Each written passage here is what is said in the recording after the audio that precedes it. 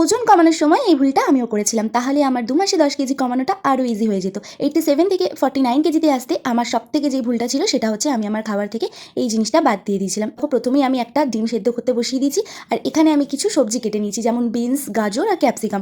আর তারপরে আমি দেখো 1 চামচ তেল কড়াইতে দিয়ে দিলাম। এখানে কিন্তু একদম কম তেল দেবে, যতটা কম তেলে পারবে রান্নাটা করার চেষ্টা করবে। তারপরে স্বাদ মতো নুন, আর দিয়েছি 1 চামচের মতো চিকেন মশলা। যেহেতু এই রান্নাটায় কোনো মশলা ব্যবহার করিনি, তাই টেস্টটা বাড়ানোর জন্য আমি এখানে চিকেন মশলা ইউজ করছি। তারপরে দেখো বাড়িতে রান্না করা যে ভাত, সেটা আমি এখানে 1 কাপ মতো দিয়ে দেবো। এখানে পরিমাণ মতো কাঁচা লঙ্কা দিয়ে দিয়েছি ঝালের জন্য। তোমরা চাইলে এটা স্কিপ করে তোমরা গোলমরিচের গুঁড়োও অ্যাড করতে পারো। তারপরে এখানে আমার বাড়িতে যা সিডস ছিল আমি সেই সিডসগুলোকে একে একে দিয়ে দিলাম। পাম্পকিন সিড, সানফ্লাওয়ার সিড আর হচ্ছে ফ্লেক্স সিড। আর আমি গোটা ডিমটাই খাবো কুসুম সমেত, তাই জন্য আমি এটা পুরোটাই নিচ্ছি। তোমরা যদি চাও তো কুসুমটা বাদ দিয়ে তোমরা 2টো ডিমও এখানে অ্যাড করতে পারো।